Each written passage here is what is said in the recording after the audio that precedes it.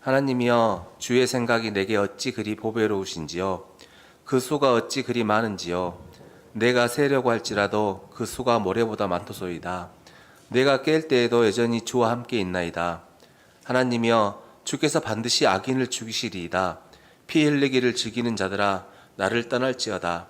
그들이 주를 대하여 악하게 말하며 주의 원수들이 주의 이름으로 헛되이 맹세하나이다. 여호와여, 내가 주를 미워하는 자들을 미워하지 아니하오며 주를 치러 일어나는 자들을 미워하지 아니하나이까. 내가 그들을 심히 미워하니 그들은 나의 원수들이니이다. 하나님이여, 나를 살피사 내 마음을 아시며 나를 시험하사 내 뜻을 아옵소서. 내게 무슨 악한 행위가 있나 보시고 나를 영원한 길로 인도하소서. 아멘. 말씀 제목 한번 봐볼까요? 좀 뭐가 빠졌죠? 누가 점검이 필요할까요? 나는 언제? 지금. 나는 지금 안전점검이 필요합니다. 라고 인정할 수 있기를 바랍니다. 그러니까 서론도 마찬가지고 결론도 마찬가지예요. 그렇게 정리를 딱 해놓으면 좋겠습니다. 나는 지금 안전점검이 필요한 사람입니다라고 인정이 되어져야 오늘 말씀을 받아들일 때 귀한 은혜가 되는데, 인정하지 않으면 그 말씀 자체가 별 의미가 없을 것 같습니다. 그러니까 숨지 마시고 감춰버리지 마시고 있는 모습 그대로 드러내시면서, 하나님, 내 형편이 그렇습니다. 나는 지금 진단, 점검이 필요한 사람인데 가장 중요한 안전 점검이 필요한 사람입니다라고 고백하는 귀한 결단이 우리 가운데 있어지길 원합니다. 안전하면 생각나는 단어가 있어야 됩니다. 안전? 뒤에 세자가 더 붙습니다. 안전 불감증. 이런 얘기를 많이 들어보셨죠? 사람들이 흔히 생각을 한답니다. 안전 불감증은 뭐냐면요, 사고의 위험을 제대로 느끼지 못합니다. 이유가 있어요. 어제 괜찮았으니까 오늘 또 괜찮겠지라고 생각을 합니다. 저 사람 괜찮으니까 나도 괜찮아겠지라고 생각을 합니다. 설마 혹시 나에게 사고가 나겠어 합니다. 근데 사고는 언제, 어느 때, 어디서든지 일어날 가능성이 있습니다. 그러니까 두 가지를 조심하라고요. 하나는 뭐냐면요, 조급증을 조심하도록 하십시오. 조급증. 조급증은 뭐냐면요, 우리나라 사람들에게 이 세계인들이 그렇게 지적을 합니다. 뭐라고 하죠? 빨리빨리 문화가 있답니다. 건설 현장이 잘 안 되어집니다. 건설 현장 충분한 시간이 있어야 되겠잖아요. 그런데 잘 안 되어지는데 우리나라는 그 일을 수주를 한답니다. 그리고 발주를 합니다. 그리고 일을 마무리합니다. 그러면 나중에 남는 건 뭘까요? 나중에 남는 건 부실공사입니다. 그러면 계속해서 뭐 하던가요? 또 고쳐야 되고 또 살펴야 되고 또 문제가 생겨나고 그럴 가능성이 상당히 많은데요. 그러면 대외적인 인지도는 뚝 떨어져 버려만답니다. 부탁합니다. 우리 교회는 속도 아니에요. 더 빨리 말고 안전하게 하실 수 있기를 바랍니다. 또 한 가지 문제점이 있어요. 이건 뭐냐면요, 이 정도는 괜찮겠지라고 생각하는 사람들이 있는데요, 조심해야 돼요. 내가 지금까지 어떻게 해왔는가 잘 살펴보면서 이 정도까지는. 그런데 시험 든 사람은 증상이 꼭 나타났었어요. 어려움 속에 빠진 사람은 제가 볼 때요, 증상이 꼭 나타나는데요, 예배를 보면 알겠더라고요. 저 사람이 전에는 그렇지 않은데 예배 가운데 증상 자체가 달라져 버렸어요.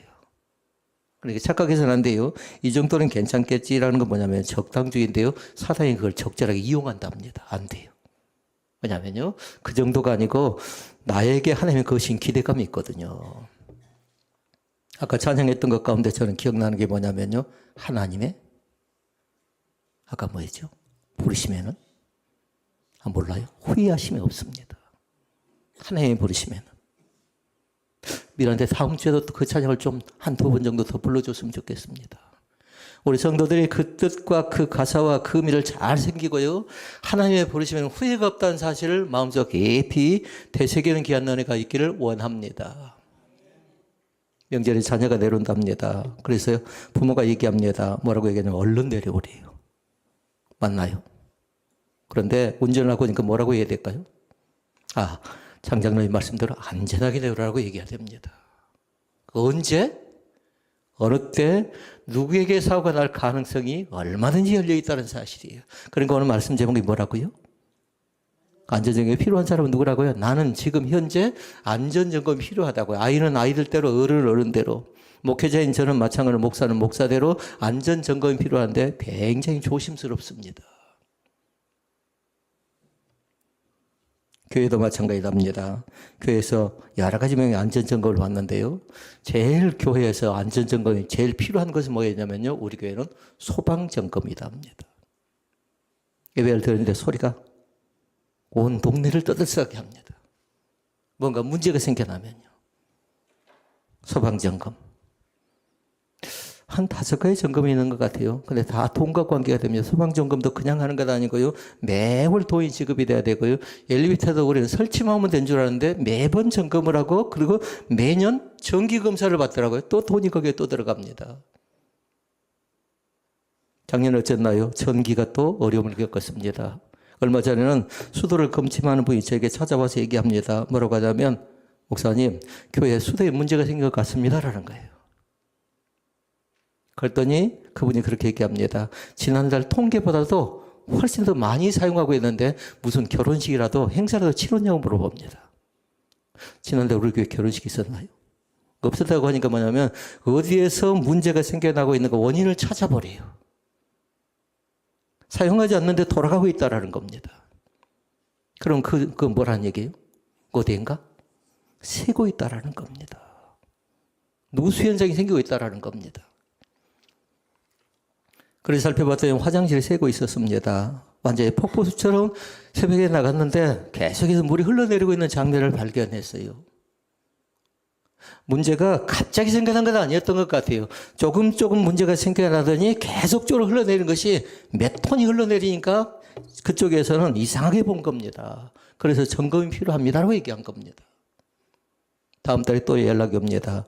그 부분을 해결하고 났더니 뭐라고 하냐면 이제는 좀 괜찮은 것 같은데 이제 문제 없는 것 같습니다라고 얘기합니다. 여러분 어떻습니까? 가스는 위험하지 않나요? 가스는? 불은 위험하지 않나요? 얼마든지 우리 주변에서 일어날 수 있는 사건, 사고들이 너무나도 많이 있다는 사실을 기억하시기를 바랍니다. 통계를 본 적이 있는데요. 불이 화재가 나지요. 화재의 원인 가운데 하나가 뭔 줄 아십니까? 화재의 원인 가운데 하나가 산이 올라서 타버립니다. 집이 올라서 타버립니다. 그런데 원인 가운데 가장 크나큰 건 뭐였냐면요. 48%가 뭐라고요? 부주의 때문에 그런답니다. 혹시 담배를 피운 사람을 이해하십시오. 그 꽁초 하나가 온 산을 다 태워버릴 수 있답니다.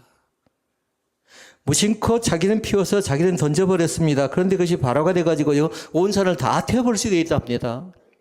되게 작은 것이죠. 그분이 산에 불을 내려고 그랬겠습니까? 그러지 않았습니다. 그래서 신앙에 중요한 거 있답니다. 방심은 금물입니다. 반드시 그 방심한 틈을 타서 어떻게 하냐면요. 사단은 나를 집요하게 공격하고요. 나를 쓰러뜨리고 넘어뜨리고 반드시 뭐냐면 사단은 나를 두 가지. 사단의 밥이 되게 하든가 그렇지 않으면 사단의 종이 되게 하든가 그리고 나를 두 가지로 만들어 버린답니다. 나를 끌고 다니든가 나를 더티게 만들든가 나를 치졸하게 만들어 버린대요. 오늘 사랑하는 성도 여러분, 우리 마음속에 주님으로 인하여 기뻐할 수 있는 귀한 은혜가 우리 가운데 넘쳐 날 수 있기를 바랍니다. 어떤 분이 카톡에다 그렇게 기록했더라고요. 3가지를 딱 기록해놨는데 사랑합니다. 또 뭐였나요? 자수하세요. 축복합니다. 또 뭘까요? 이제 고개를 드네요. 감사합니다. 저는 그의 가정이 그분의 가정뿐만 아니라 함께 예배를 드리는 우리 믿음의 모든 가정들이 다 사랑하고 축복하고 감사하는 그런 일들이 날마다 생겨날 수 있기를 바랍니다. 혹이라도 지금 내가 사랑할 수 없는 상황이라고 내가 축복받지 못한 상황이라고 내가 지금 감사할 수 있는 여건과 상황 속에 빠져 있다 할지라도요. 새롭게 역전하는 귀한 권세가 우리 가운데 있어지기를 원합니다. 사람 일을 알다 모른답니다. 제가 요즘에 즐겨 듣는 것이 있어요. 그건 뭐냐면요. 간증이에요. 간증. 간증이 들어보니까요. 그렇게 얘기합니다. 전혀 가능성이 없었대요. 그런데 어느 날 갑자기 누군가를 만납니다. 그 만남을 통해 자기의 길이 열립니다. 우리 사랑하는 자녀들에게도 길이 활짝 열려지는 귀한 축복의 역사가 있기를 원합니다. 지금은 다른 사람들을 볼 때 너 왜 그렇게 살아? 그러면서 얘기합니다. 너는 별 볼 일 없어. 너는 가능성이 없어. 라고 낙인 찍어버리지 마시고요. 이 아이들에게 만남의 거룩한 복이 날마다 생겨나서요. 이 아이들이 하는 거룩한 꿈들이 비전이 되고 그 꿈 자체가 응답되는 귀한 열매가 충만하게 우리 가운데 임재하기를 주의 이름으로 축복을 드립니다. 차를 운전하기 위해서 꼭 필요한 거 있답니다. 장거리 가는 차는 뭐 해야 될까요? 안전점검을 꼭 받도록 하십시오. 엔진 오일 확인하시고 또 하나는 타이어 공기압을 꼭 확인하더라고요.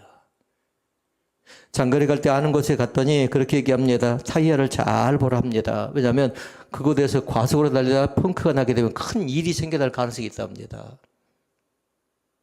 그러니까 지금 이 시간에는 오늘 한 날 동안에는 이번 한 주간 동안은 계속적으로 여러분들이 잊지 말아야 될 게 뭐라고요? 한 단어? 안전. 안전. 다른 말로 얘기하면 평안함입니다. 여러분 가정이 평안함을 날마다 상시적으로 유지하는 그런 자리 가운데 들어갈 수 있기를 바랍니다. 예수님이 어떤 분인가 저에게 물었습니다. 어떤 분이. 그래서 제가 그렇게 얘기했습니다. 낮의 해와 밤의 달이 너를 해치 못한다. 그렇게 얘기한 적이 있습니다. 그래서 그분이 그렇게 얘기하면 너무 길지 않습니까? 그래요. 좀 간단하게 요약을 좀 해주래요. 뭐라고 했을까요? 그래서 그렇게 얘기했습니다. 낮의 해와 밤의 달이 너를 해치 못한다. 너와 함께 동행한다. 그래서 예수님이 뭐라고 얘기했냐면요. 동행자라고 얘기했습니다. 동행자. 그리고 낮에도 지켜주고 밤에도 지켜준대요. 그러니까 예수님이 뭐냐면 애국 영화에 보면 나온 단어가 있습니다. 경찰관 말고 보안관이랍니다. 낮에도 지켜주십니다. 썰렁. 낮에도 지켜주십니다. 밤에도 지켜주십니다. 너만 지킨 것 아니라 나도 지켜주고 우리 모두를 다 지켜주십니다. 그 은혜의 감격이 넘쳐날 수 있기를 바랍니다. 우리 예수님의 보안관 되시고 그리고 우리 예수님께서 동행자가 되어주시고 뭐 특별한 사람에게만 동행하는 건 아니었어요. 때로는 말씀으로 동행하시고 때로는 찬양으로 동행하시고 때로는 기도 가운데 동행하시고요. 선교와 전도 가운데 날마다 동행해 주실 마음속 깊이 되기서 귀한 은총이 우리 가운데 있어지기를 원합니다. 그러니까 지금 이 시간에는 안전의 문제를 놓고 볼 때요. 우리 육적인 것만 살펴봤는데요. 영적인 것은 어쩐 잘하는 거예요. 영적으로 안전하자고 묻고 싶다라는 겁니다. 그러니까 지금 이제 잘 살펴봐요. 겉으로는 안전한 것 같아요. 예배를 잘 드리니까, 헌금을 잘 하니까, 또 다른 사람과 관계를 잘 하니까 안전한 것 같은데 그 속이 상처로 얼룩졌다면 완전히 골마서 나중에 터져버릴 그럴 가능성도 있다라는 겁니다. 그러게 이 시간에 어떻게 해야 돼요? 그런 사람이 있다면 하나님 앞에 나가서 진정한 마음으로 회개하는 그 결단이 우리 가운데 넘쳐날 수 있기를 바랍니다. 내가 주님 앞에서 나의 안전이 과연 무엇인가 알았지만 나는 그걸 제대로 지키지 못했습니다라고 고백하고요. 그러면서 그 축복의 은혜가 연속적으로 날마다 나타나야 되는데 중단될 때도 있고 단절될 때도 있고 거절될 때도 있습니다. 그래 이 시간부터 갑니다. 이제 우리는 주님과의 불통이 아니라 새롭게 소통의 창이 활짝 열려날 수 있기를 바라고요. 얼마든지 가능성은 있습니다. 이 시간 심리적으로 쫓겨버리지 마시고요. 환경적으로 완전히 닫아버리지 마시고 여러 저체는 귀한 은혜가 우리 가운데 있어지기를 원합니다. 얼마든지 가능성이 있음에도 불구하고 꼭꼭 닫아버리면 어떻게 됩니까? 그런 가능성이 안 되면 불가능해버리죠. 시작도 못해버리니까. 그러니까 제일 중요한 사람은 뭐냐면요. 먼저 나로부터 시작할 수 있기를 바랍니다. 나를 존중히 여길 줄 아는 사람이 그 다음에 누굴 살필까요? 너라는 사람을 살필 수 있답니다. 나를 존중히 여기지 못하는 사람이 어떻게 너를 살펴나가고 있겠습니까? 나만 살피면 어떻게 됩니까? 이기주의라고 합니다. 독선자라고 합니다. 그런데 뭐냐면요. 너에서 우리는 우리로 빠져들어가고요. 우리에서 우리는 또 생각하는 게 뭐였어요? 거기에 그치지 않습니다. 함께 더불어 살아가는 공동체를 날마다 꿈꿀 수 있기를 바랍니다.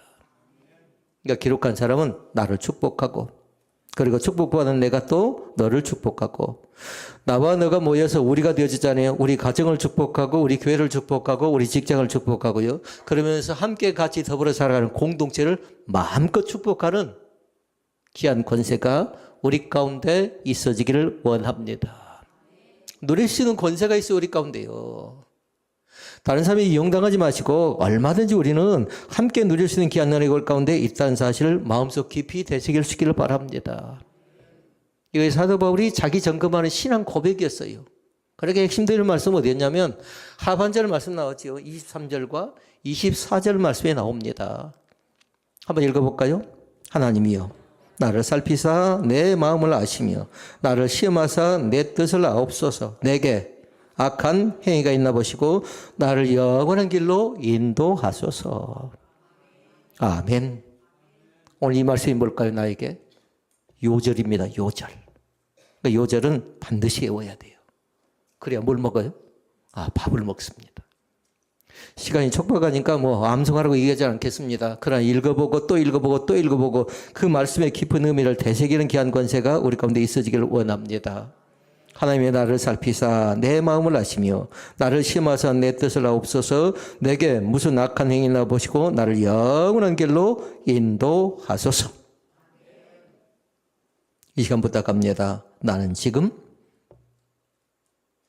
안전점검이 필요한 사람입니다. 있습니까? 나는 지금 안전점검이 필요한 사람입니다. 직장도 마찬가지예요. 우리 직장에 과연 어떤 점검이 필요한가 잘 보시고요. 그리고 내부적으로 문제는 없는가 잘 살펴보면서 그 문제를 까발리는 것 아니라 어떻게 이 난국을 헤쳐나갈 것인가 뜻을 같이 모을 때요. 이 직장이 신선한 직장이 될 수 있는 거죠. 오늘 말씀을 세 가지로 말씀을 드리고 말씀을 맺도록 하겠습니다. 첫째, 하나님 앞에서 자기 점검이 필요합니다. 하나님 앞에서. 그러니까 그건 누가 하는 거예요? 내가 지금 하나님 앞에 나를 세우는 겁니다. 또 카톡 얘기해 볼까요? 카톡에 뭐라고 되어 있을까요? 이 말씀을 갖고 어떤 분이 뭐라고 해놨을까요? 코람데오라고 해놓으셨더라고요. 코람데오. 그분의 이 뜻을 알 것 같아요. 코람데오는 하나님 앞에서 하는구나. 말을 하는 것도 생각이 여러분 잘 들킬 때가 있나요, 없나요? 생각이 들킬 때가 있습니다. 나는 감춘다고 하는데요. 왜냐하면 그 사람의 행동을 보면 금방 알 수가 있을 것 같아요. 생각 자체를 감춘다고 해도. 그런데 하나님 앞에서는 절대로 모든 것을 감출 수 없다는 사실을 기억할 수 있기를 바랍니다. 하나님 앞에서 성실하고 하나님 앞에서 정결하고 하나님 앞에서 바른 모습이 정직한 모습이 주님께서 원하시는 기뻐하는 그런 길인 줄로 믿습니다. 오늘 본문에 등장한 사람은 다윗입니다. 많은 승리를 거뒀습니다. 그런데 승리 대신에 또 얻은 것도 있습니다. 실패도 많이 한 사람입니다. 그리고 그 자신이 깨달은 건 뭐냐면 나는 한마디로 얘기하면 연약합니다라는 고백을 할 줄 아는 사람이 바로 다윗이었답니다. 지금 현재 성공했다고, 지금 현재 뭔가 잘 되어졌다고, 승리했다고 너무 자만에 들뜨지 마시고요. 또 실패했다고 낙심하거나 좌절하거나 포기하지 마시고 반드시 뭐냐면 실패 속에 드러나는 이유가 있어요. 실패 속에서 배우는 교훈과 공부가 있다는 겁니다. 사랑하는 성도 여러분, 실패 속에는 다른 거 배우는 건 아니답니다. 나의 연약함을 배운답니다. 나의 부족함을 배운답니다. 나의 교만이 깨져가고 내가 드디어 거기서 뭘 배울까요? 겸손함을 배워나간답니다. 우리 신앙 자체가 거칠지 않기를 원합니다. 우리 믿음 자체가 좀 더 섬세하고요. 또 다른 사람들보다 참 믿음 생활 깨끗하게 잘한다라는 얘기를 듣는 자들 우리 교회 가운데 한 사람 한 사람 또 한 사람 또 한 사람 이렇게 생겨나는 그런 귀한 은혜가 우리 가운데 있어지길 원합니다. 외형은 단장을 합니다. 외형은 아름다운 것으로 또 좋은 것으로 채우려고 합니다. 그러나 만약에 신앙적인 단장이 부족하다고 하면요, 그 신앙은 다른 사람에게 존귀함을 얻을 수 없답니다. 존귀. 뭐였지요? 늘 한 얘기입니다. 존귀는 다른 것 아니었어요? 존경과 기중의 교를 받는 겁니다. 우리 한 사람 한 사람이 다른 사람에게 무시당하지 않고요. 아, 우리 교회 장로님, 또 우리 교회 목사님, 우리 교회 권사님, 우리 교회 안수입사 하면서 존경을 놓쳐버리지 마시라고요.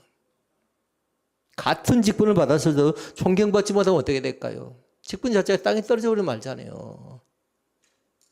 그러니까 이 시간 나를 잘 점검하라고요. 하나님, 내 마음이 하나님 앞에서 바르게 되어지기를 원합니다라고요. 가끔 사람들이 물으니까 그렇게 얘기합니다. 어려움 속에 빠진 사람이 저에게 찾아와서 하는 얘기 뭐냐면 나는 괜찮대요. 자기는 괜찮대요. 나는 괜찮지만 가족들은 아마 괜찮지 않을 것 같대요. 왜 그런가 들어봤더니 그렇게 얘기합니다. 자기는 문제가 무엇인가를 아니까 이제 시행착오를 하지 않을 것 같은데 자녀들이라든가 가족들은 잘 모르니까 괜찮지 않아서 굉장히 상처와 또 두근거림과 어려움들이 있을 거라고 얘기합니다. 오늘 부탁합니다. 나는 괜찮다라고 얘기했던 사람들은 뭐냐면 죄에 대한 깨달음이, 죄에 대한 결정이 우리 가운데 있어지기를 원합니다. 죄에 대한 문제가 먼저 해결되어져야 돼요. 그래야 괜찮을 수 있습니다. 나는 문제없다고 생각하는 사람들이 있습니다. 이런 사람도 잘 생각해 봐야 됩니다. 문제가 없다고 생각할 때 우리가 찾아온 건 뭐냐면 신앙의 불씨가 있거든요. 불은 생명이 뭘까요? 불은 한마디로 뭐냐면요, 꺼져버려서는 안 되는 겁니다. 하나님의 몸된 교회도 마찬가지. 예배의 불길이 날마다 생동감 있게 활활 타오를 수 있기를 주의 이름으로 부탁을 드립니다. 기도의 불길이 타올라야 되고요. 전도의 불길과 선교의 불길이 타올라야 되는데 계속적으로 그 불길이 꺼져간다면 다음은 식어져 가겠죠. 다음은 나중에 뭐가 남습니까? 그런 죄밖에 남지 않습니다. 죄가 남지요. 그럼 바람이 붑니다. 그러면 여러 사람에게 영향력을, 악영향을 끼칠 가능성이 있답니다. 예레미야 17장 9절에 그렇게 얘기합니다. 만물보다 거짓되고 심히 부패한 것은 마음이래요. 마음. 하나님 앞에 자기 점검할 때 제일 중요한 건 한마디로 얘기하면 마음의 청결성이, 청결함이 유지될 수 있기를 바랍니다. 유행가가락에 뭐라고 합니까? 유행가 가사에서는 마음이 비단같이 고와야 된대요. 우리의 마음 자체가. 근데 성경 그렇게 얘기했어요. 마음은 어떻게 하라고 했어요? 팔복에. 청결해야 된대요. 마음 자체가. 오늘도 마찬가지 우리의 마음 자체가 심란하지 말고요. 정리정돈이 잘 되어질 수 있기를 바랍니다. 그러려면 어떻게 될까요? 모든 것을 다 은혜로 받아들이라고요. 모든 것을 감사로 받아들이라고요. 자, 두 번째. 신앙 점검에 영역이 있는데요. 4가지가 있습니다. 이걸 잘 점검하라고요. 신앙을 점검하는 데 있어서. 소방 점검을 오는데 나름대로 살펴봅니다. 소리가 나는 원인이 뭔가 쭉 살펴보는데요. 원인이 틀림없이 있어요. 원인이. 근데 한 친구로 하세요. 원인을 제대로 찾지 못합니다. 그러면서 얘기합니다. 뭐라고 얘기하냐면요. 이걸 대폭적으로 바꾸지 않으면 안 된대요. 그럼 그 다음에 뭘까요? 그 다음에 돈이 들어가잖아요. 그런데 다른 친구 와서 또 살펴봅니다. 이건 바뀌어야 돼. 돈이 들어가는 문제가 아니고 관심의 문제인데 나사가 빠졌다라는 거예요. 교회가 번덕이 높잖아요. 근데 그게 빠져버린 겁니다. 그러니까 어찌할 방법이 없는 겁니다. 그런데 나중에 사다리가 들어옵니다. 그러면서 올라가세요. 그 살짝 조여놨더니요. 소리가 나지 않습니다. 소리가 나지 않는다고요. 이 시간도 마찬가지. 신앙을 점검하는 데 있어서 몇 가지 확인될 사항은 뭐냐면요. 먼저는 첫째는 믿음의 기초를 꼭 확인하라고요.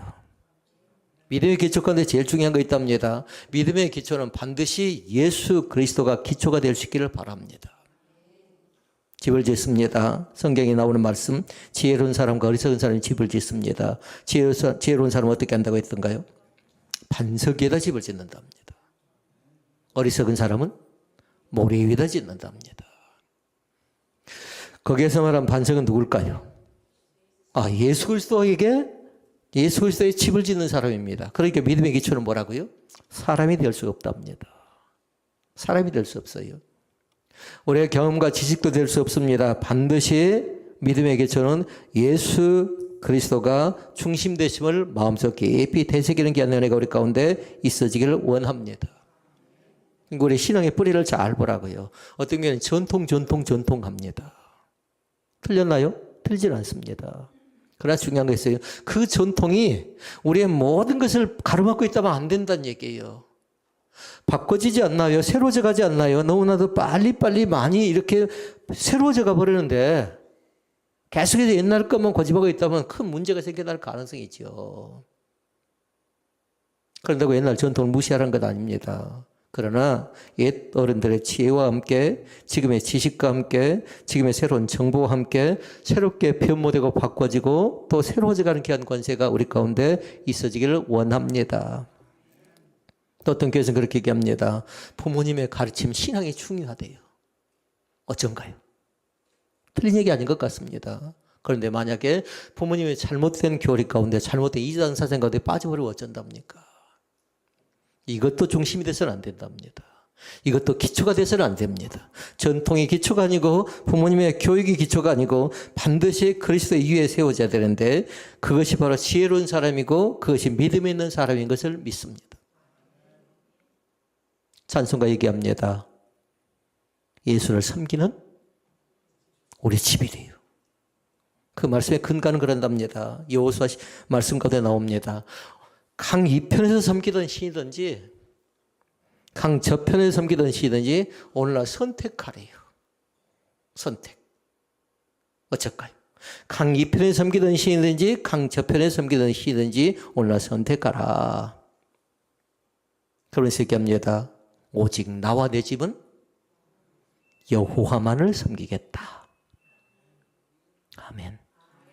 오직 나와 내 집은 강 이쪽도 아니고 강 저쪽도 아니고 뭐라고요? 하나님만을 섬기겠습니다라고 결정했답니다. 우리가 때로는 그런 결단이 필요할 때가 있습니다. 왜냐하면 그쪽을 안 따라가면 손해가 될 것 같아요. 이쪽을 보지 않으면 나에게 이익이 되지 않을 것 같아요. 쏠려버리지 마시라고요. 설령 나에게 이익이 돌아오지 않는다 할지라도요, 하나님은 반드시 우리를 선한 길로, 믿음의 길로, 은혜의 길로 인도하신다는 사실을 믿습니다. 믿음의 기초를 또 확인하시고요. 두 번째, 내 마음의 상태가 하나님의 말씀에 합당한가를 늘 보라고요. 마음의 상태가. 질문합니다. 여러분의 마음이 영적으로 볼 때 건강한가요? 라고 물어보면 어떻게 대답하시겠습니까? 지금 현재 여러분의 심리 상태가 건강한가? 교회에 나와서 예배는 드립니다. 그런데 보니까요, 건강치 못하다면 어쩔까요? 말씀이 다르게 느껴지지 못한답니다. 그래서 말씀 속에 그렇게 얘기했어요. 23절 상반절 말씀해 보니까 말씀에 합당한가를 살펴볼 때 뭐냐면 그렇게 얘기하죠. 하나님의 나를 살피사 내 마음을 아시며. 다시 말씀드립니다. 마음은 신앙의 뿌리랍니다. 우리 사랑하는 성도들이 마음이 병들어가지 않기를 원합니다. 신앙의 뿌리라고 했죠. 나무가 왜 쓰러집니까? 뿌리에 병이 들게 되면 아무리 크나큰 나무라 할지라도 쓰러지고 또 꽃을 피지 못하고 열매를 맺지 못합니다. 이 시간에 잘 살펴봐야 돼요. 내 마음이 혹이라도 세상과 짝하고 있는가, 세상적인 욕심 가운데 있는가, 두려움 가운데 있는가, 염려 가운데 있는가, 내 자신을 잘 살펴보고요. 내 마음 자체가 지금 무엇의 지배를 받고 있는가 보라고요. 대부분 사람들이 보니까 그럽니다. 다른 것의 지배를 받는 건 아니에요. 욕심의 지배를 받습니다. 내 하고자 하는 욕망, 나였어요, 나. 그 사람은 뭐냐면 나를 축복합니다. 그 다음에 누굴 축복하라고 했죠? 너를 축복했죠? 그러면 그 다음에는 우리를 축복해야 되는데 그 과정을 나가지 못하고 공동체를 생각하지 못한다면 그래서 내가 계속 살아있는 거죠. 내가 죽어야 교회가 삽니다 라고 얘기합니다. 내가 죽어야 가정이 산다라고 얘기합니다. 남편이 죽어야 아내가 살고 남편이 죽어야 자녀가 살고요. 각자 한번 잘 살펴볼 수 있기를 바랍니다. 내 육신의 욕망이 깨지고 부서지고 녹아지고 새로워져 갈 때에 그것이 끝이냐라는 거예요. 거기서 행동과 함께 솟아나는 것이 있답니다. 이것이 나중에 열매를 맺는데요. 선한 열매를 맺고 이것이 나중에 영향력이 있는데 선한 영향력을 끼칠 수 있답니다. 그 사람의 뒤에 보라고요. 어떤 열매가 있는가. 어떤 초신자가 제게 찾아와서 얘기했습니다. 참 저 사람은 우리 교회를 가르쳐서 얘기하는 거예요. 그분에게는 굉장히 좋은 귀감이 되고 있대요. 그래서 제가 뭐라고 한 줄 아십니까? 조금 더 지켜보라고. 그 뒤로는 제가 물어보지 않았습니다. 초신자가 교회에 와서 하는 얘기가 뭐냐면 참 그분은 영적으로 볼 때 참 좋은 귀감이 된다고 저에게 얘기하니까 제가 그래도 좀 더 살펴보자고. 그 뒤로는 제가 물어보지 않았다고요. 지금도 그 생각을 하고 있는지 모르겠어요. 우리 초신자들은 교회를 처음 나온 사람들은 또 여러 가지로 믿음이 부족한 사람들은 뭐냐면 믿음이 있는 사람들 유심히 지금 보고 있다고 생각하면 돼요. 그래서 제가 얘기한 적이 있습니다. 예배는 드리는 것이면서도 예배는 잘 보는 거라고요. 하나님께서 우리 예배를 받으신 줄로 믿습니다. 예배를 정성스럽게 기쁘고 즐겁고 감사한 마음으로 진솔하게 올려드리는 귀한 권세가 우리 가운데 있어지기를 원합니다. 세 번째 점검해야 될 게 있답니다. 내 삶의 동기와 목적이 하나님께 향하고 있는가? 말씀은 그렇게 얘기합니다. 23절 하반절 얘기하죠. 나를 시험하사 내 뜻을 아옵소서. 다시 말씀드리면 동기와 목적이 있다는 겁니다. 왜 전도하려고 하는가? 왜 선교하려고 하는가? 왜 구제하려고 하는가? 그 동기와 목적이 분명히 된답니다. 답을 말씀드릴까요? 왜 구제해야 됩니까? 무엇 때문에? 하나님의 영광을 위하여입니다. 선교한 것도 마찬가지입니다. 전도하는 것도 마찬가지입니다. 하나님의 영광을 위하여 드리는 귀한 은혜가 우리 가운데 있어지길 원합니다. 그러니까 섬김 자체는 다른 거 다 아니었어요. 하나님이었어요. 하나님의 영광을 위하여 오늘도 헌신, 봉사, 충성할 수 있기를 바랍니다. 그러니까 소여러분답이 1번에 보니까 그렇게 얘기합니다. 사람의 제일 되는 목적이 무엇입니까? 물었어요. 어떻게 시작하죠? 하나님을 영화롭게 하며 하나님을 영화롭게. 그것이 첫 번째 거랍니다. 그러면서 얘기를 뭐라고 한 줄 아십니까? 그를 영원토록 즐거워하는 거래요. 그래서 서두에 말씀드렸어요. 하나님을 가리켜서 뭐라고 표현합니까? 동행인. 함께 같이. 변함이 없답니다. 1.1도 틀림이 없답니다. 변덕쟁이가 아니랍니다. 근데 우리의 신앙은 오락가락할 때가 있죠. 그래서 분명하게 가르치기를 바랍니다. 우리 주님은 변함없이 나를 꾸준하게 날마다 정성스럽게 우리를 보살피고 있다는 사실을 믿습니다. 네 번째 사실이 있습니다. 네 번째는 뭐냐면 우리 마음의 행위와 삶의 방향을 보십니다. 24절 상반절에 나옵니다. 내게 악한 행위가 있나 보시고. 우리 하나님은 이 말씀대로 하면 뭐냐면요. 감찰하시는 하나님. 벌 주려고 그럴까요? 그렇지 않습니다. 한마디로 얘기하면 우리를 바른 길로 인도하시기 위해서 우리 주님께서 우리를 보신다는 사실을 믿을 수 있기를 바랍니다. 그러니까 신앙은 마음에 있는 것 아니고 반드시 무엇으로 연결되어야 될까요? 삶의 현장으로 연결되어져야 됩니다. 말뿐이 아니라는 겁니다. 말씀에 담겨져 있는 선한 열매가 우리의 삶을 규정한답니다. 가정 안에서, 직장 안에서, 이웃과의 관계 속에서도 반드시 해야 될 건 빛과 소금의 사명이에요. 근데 쉽나요? 쉽지 않습니다. 그러니까 뭐냐면 그것은 전쟁터라고 했어요. 늘 전쟁터. 그래서 어찌해야 돼요? 그곳에서 어둠 가운데서 빛을 드러내고요. 그리고 부패하지 않고 타락하지 않도록 소금의 역할을 감당하는 것이 우리 기독교인의 귀한 사명인 것을 믿습니다. 오늘 말씀을 정리합니다. 셋째는 뭐냐면 자기 점검을 하는 목적이 분명해야 된답니다. 왜 내가 이걸 점검하는가? 아까 말씀 제목이 뭐였죠? 나는 지금 안전점검이 필요한 사람입니다. 왜 점검을 해야 되는가? 목적이 분명해야 된답니다. 이유가 있어요. 24절에 답이 나왔어요. 왜 점검을 해야 되는가? 보니까 거기 나와 있습니다. 뭐라고 나와 있죠? 나를 영원한 길로 인도하소서. 주님께서 우리에게 점검을 원한 건 다른 것 아니라 생명과 파멸이 아니고 영원한 영생의 길로 인도하기 위해서 우리를 초대한다는 사실을 믿습니다. 생명의 길이라고요. 정죄가 아니라고요. 상처받았다는 사람을 회복하기 위해서 다시 한번 넘어져서 깨어져서 부재진 사람은 이렇게 세우기 위해서 우리 주님께서 우리를 점검하라고 하는 그 부탁의 메시지라는 사실을 놓쳐버리지 않기를 원합니다. 그 주님의 세미한 음성이 우리 가운데 들려지기를 원하고요. 오늘 또 우리 주님은 안전하게 우리를 지키는 지킴이라고요. 보살펴 주신다고요. 때를 인도합니다. 잔잔한 물가로, 쉴 만한 물가로 인도해 주십니다. 주님, 내 마음을 살펴주옵소서 하고 기도하십시다. 내 생각을, 내 뜻을 점검해 달라고 기도하자고요. 내 삶을 주님께 올려드릴 때에 나를 날마다 새롭게 해달라고요. 이전 것은 지나갔으니 보라 새 것이 되었도다. 뭔가 답답하고 뭔가 문제가 잘 풀리지 않죠. 그런 선포하라고요. 예전에 내가 아니다. 다시 말씀드리면 나는 변화받은 새 사람이라고, 은혜 받은 새 사람이라고, 능력 있는 새 사람이라고 선포하고 증거하고 자라가는 귀한 은혜가 우리 가운데 있어지기를 원합니다. 한 줄로 말씀을 마칩니다.